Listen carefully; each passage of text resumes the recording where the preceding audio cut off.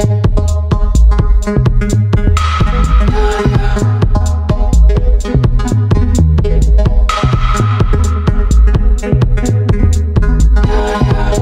are going to listen to a conversation between two people, a customer and a representative of a company which rents cars. There are three alternative answers, A, B and C, for each question. Decide which alternative is the most suitable answer and circle the appropriate letter. First, you have some time to look at questions 1 to 6.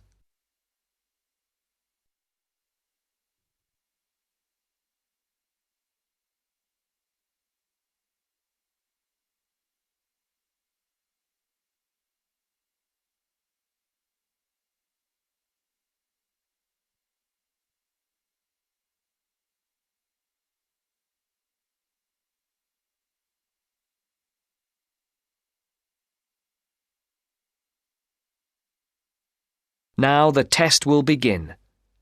Remember, you will hear the recording only once, so answer the questions as you listen. Now listen to the first part of the conversation and answer questions 1 to 6. Thank you for calling Carline. So that we can best help you, can you please press the star button on your phone now? Thank you. Now choose one of the following 4 options by pressing the buttons on your telephone. Press 1 if you would like to make a car reservation. Press 2 if you would like to talk to someone about a car reservation. Press 3 if you would... Please hold while we put you through to one of our assistants.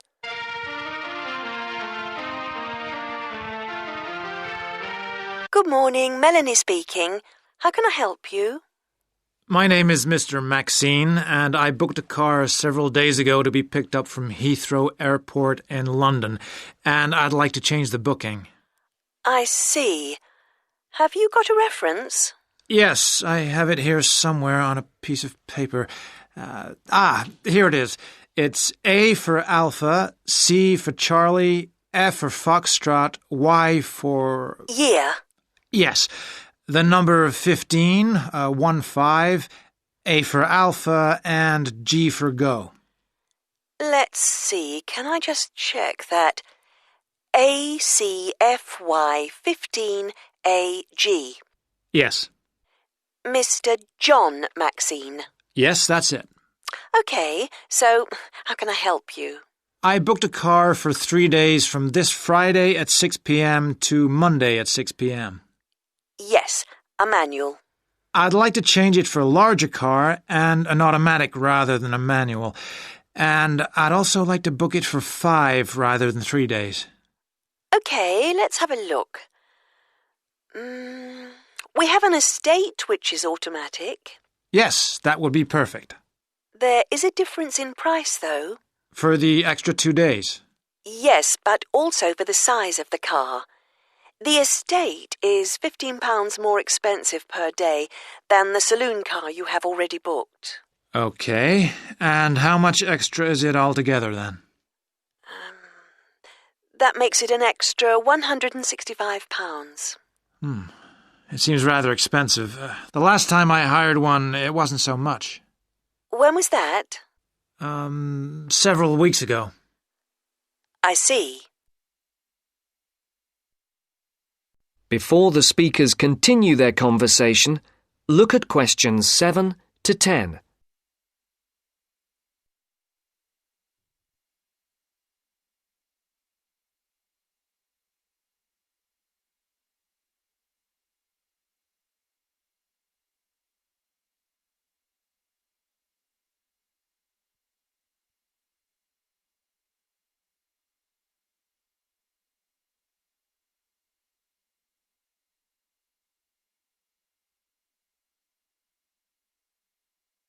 As you listen to the rest of the dialogue, complete the numbered spaces 7 to 10.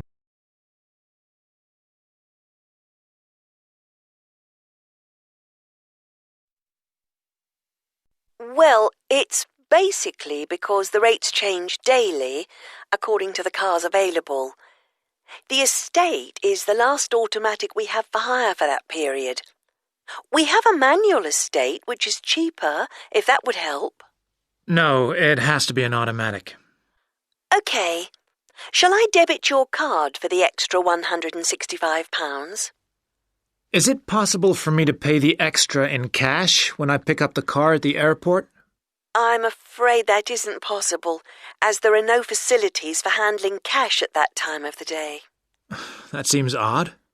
It's because the money can't be banked in the evening, and for security reasons, no cash is held on the premises. OK, you can debit my card. You'll have to give the number to me again. Isn't it logged on the screen? For security reasons, it doesn't come up on the screen when we look at the booking. Any changes, and it has to be entered again. I see. It's 3-4-4-5-9-9-1. 3-4-4-5-9-9-1. 4425 4425 7750. 7750. OK, that has now been authorised. Shall we send the receipt to your Park Vale address? Yes, number 40. Is there anything else I can help you with, Mr. Maxine? No, nothing else, thank you. Have a nice trip. Thank you. Goodbye. That is the end of part 1. You now have half a minute to check your answers.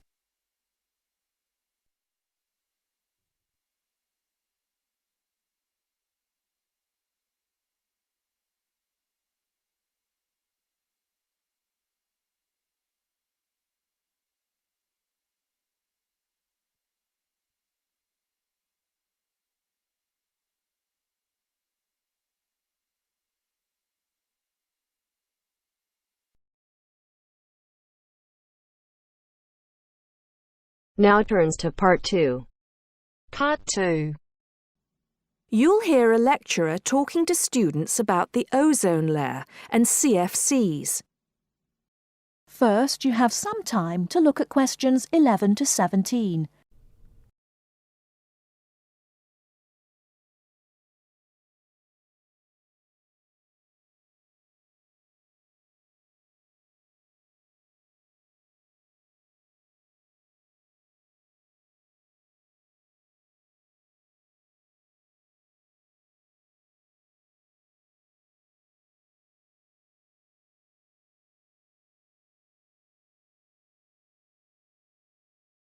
Now, listen carefully and answer questions 11 to 17.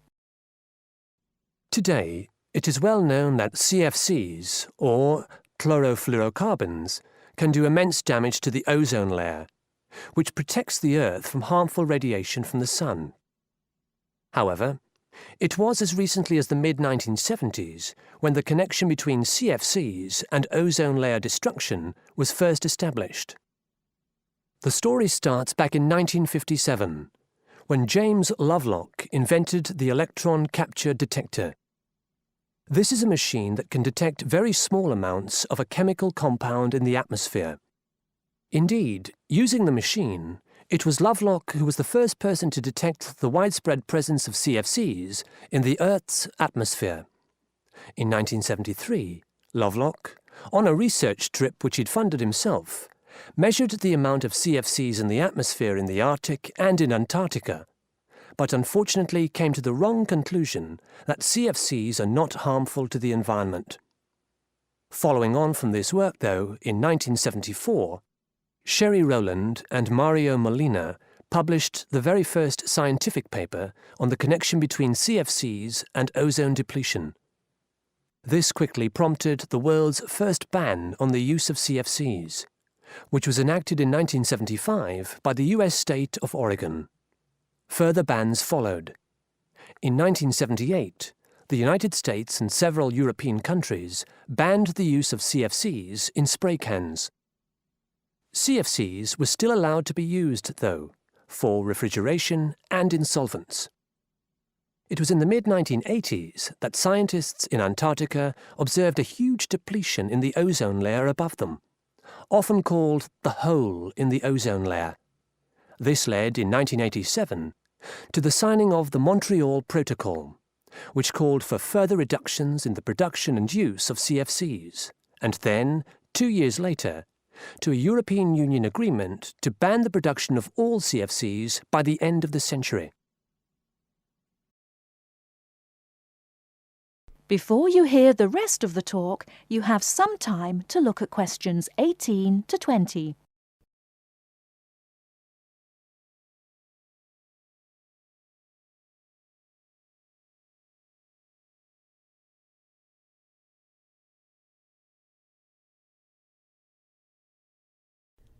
Now listen and answer questions 18 to 20.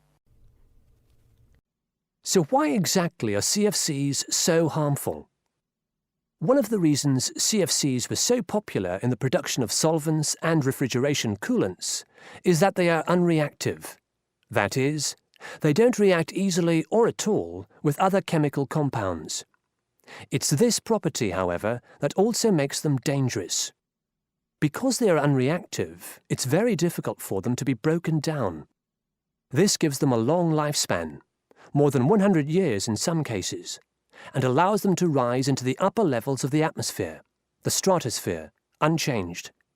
There, ultraviolet radiation from the sun starts to break them down, freeing the chlorine atoms from the CFCs. It's this chlorine that helps destroy the ozone there.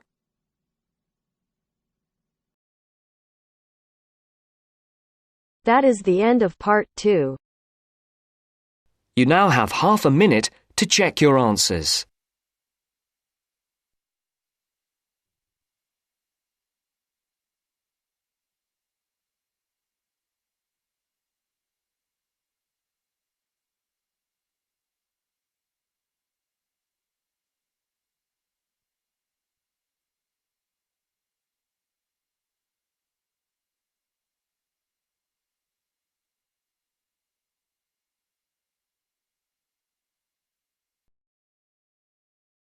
Now turns to part 3. Part 3. You are going to hear a conversation between an interviewer and a professor. First, you have some time to look at questions 21 to 26.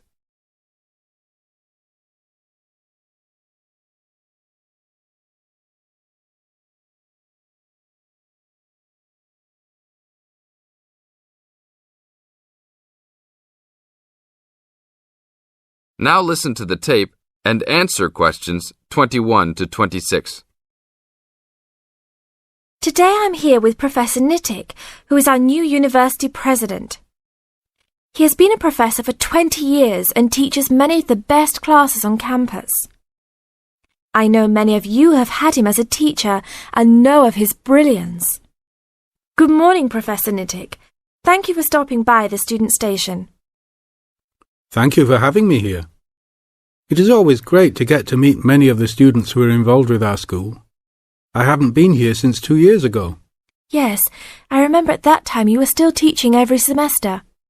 2 years later, you're only teaching every once in a while. But it seems like you are still always busy. The administration world is just as busy as the teaching world for you.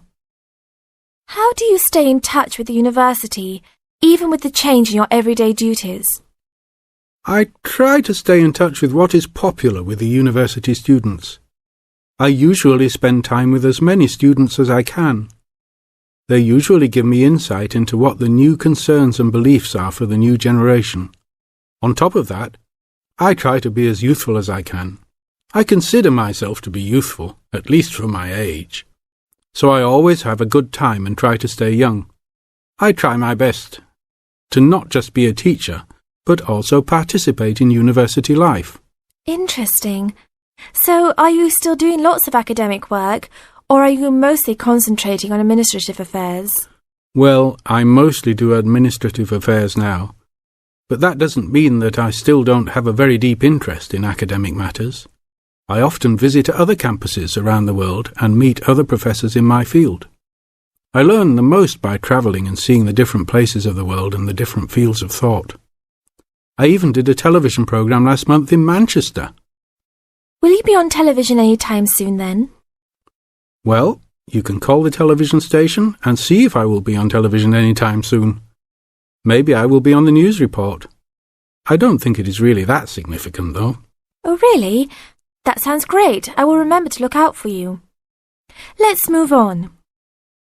With all your busy travelling recently, how do you find time for your personal life? I try to keep my university life separate from my personal life. Sometimes it's hard to find time to just take my wife and 3 kids out for a family dinner, but usually we all manage to get together every few days. I'm taking a few weeks off next month to take my family down to South America, to Brazil for a few days. I can't wait to just sit on the beach. Wow, that sounds like a wonderful trip. Professor Nittick, could you tell the audience a little about what goes on in an average day of a university administrator? An average day? Oh, I don't think there is such thing as an average day for me. The last few weeks I've been travelling all the time. I can be in Los Angeles in the morning and in New York by the afternoon and back to Los Angeles by the evening. Sometimes I will spend the whole week at a new university, showing the new administrators the ins and outs of running a university. Sometimes I can spend the whole day in the office on the phone. So there really is no average day for me. I guess that is because I do so many different tasks. Sorry to let all the viewers down, but that is the plain truth. Now look at questions 27 to 30.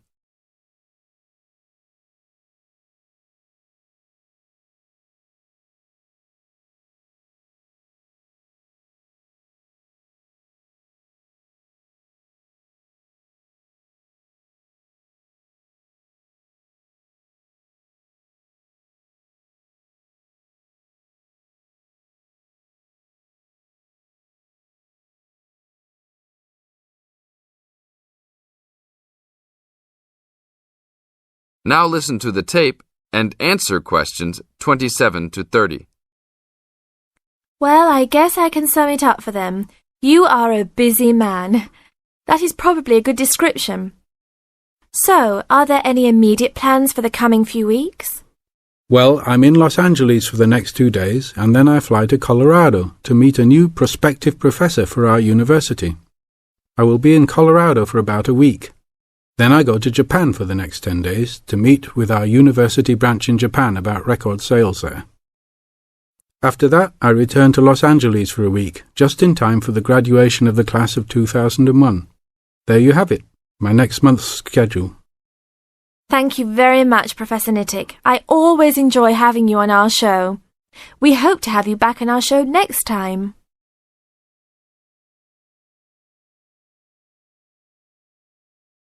That is the end of part 3. You now have half a minute to check your answers.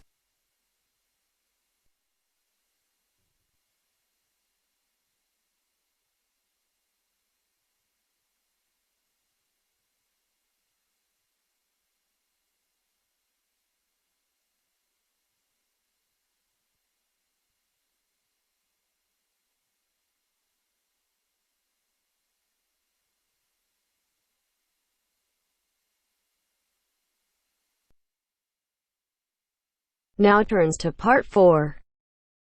Part 4. You will hear a part of a lecture about learning and bilingualism. First, you have some time to look at questions 31 to 40 on pages 44 and 45.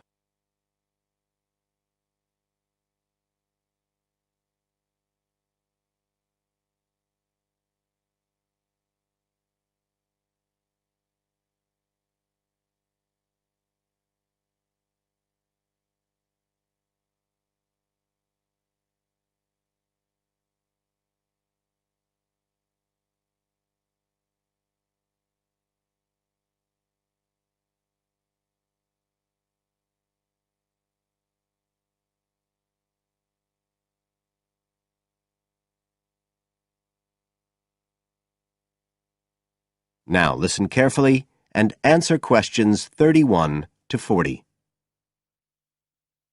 When we look at theories of education and learning, we see a constant shifting of views as established theories are questioned and refined or even replaced, and we can see this very clearly in the way that attitudes towards bilingualism have changed. Let's start with a definition of bilingualism, and for our purposes today, we can say it's the ability to communicate with the same degree of proficiency in at least two languages. Now, in practical terms, this might seem like a good thing, something we'd all like to be able to do. However, early research done with children in the USA in fact suggested that being bilingual interfered in some way with learning and with the development of their mental processes. And so in those days, bilingualism was regarded as something to be avoided, and parents were encouraged to bring their children up as monolingual, just speaking one language. But this research, which took place in the early part of the 20th century, is now regarded as unsound for various reasons, mainly because it didn't take into account other factors such as the children's social and economic backgrounds. Now, in our last lecture, we were looking at some of the research that's been done into the way children learn, into their cognitive development, and in fact we believe now that the relationship between bilingualism and cognitive development is actually a positive one. It turns out that cognitive skills such as problem solving, which don't seem at first glance to have anything to do with how many languages you speak, are better among bilingual children than monolingual ones. And quite recently, there's been some very interesting work done by Ellen Bialystok at York University in Canada. She's been doing various studies on the effects of bilingualism, and her findings provide some evidence that they might apply to adults as well. They're not just restricted to children.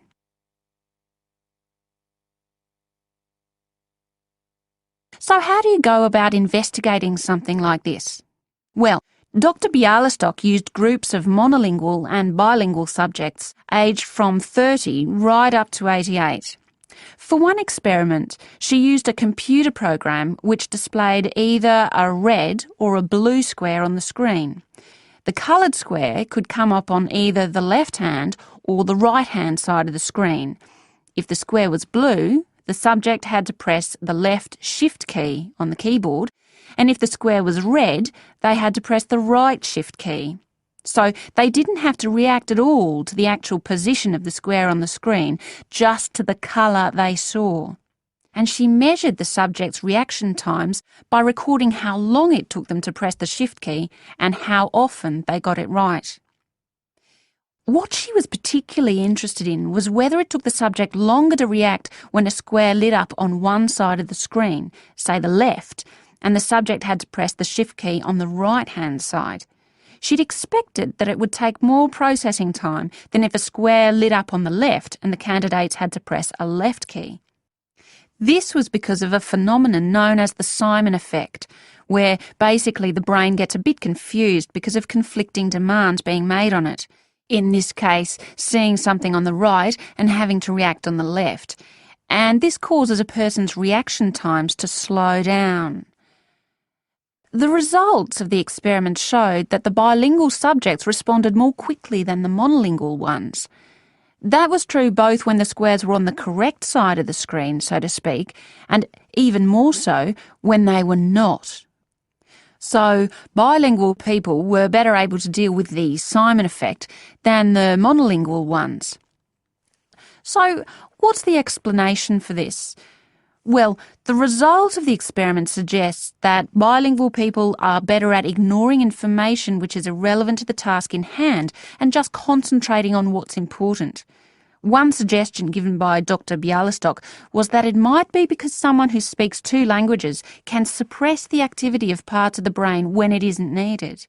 In particular, the part that processes whichever language isn't being used at that particular time. Well, she then went on to investigate that with a second experiment. But again, the bilingual group performed better. And what was particularly interesting, and this is, I think, why the experiments have received so much publicity, is that in all cases, the performance gap between monolinguals and bilinguals actually increased with age.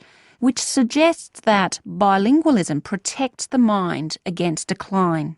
So, in some way, the lifelong experience of managing two languages may prevent some of the negative effects of ageing. So that's a very different story from the early research. So what are the implications of this for education? That is the end of part 4. You now have half a minute to check your answers.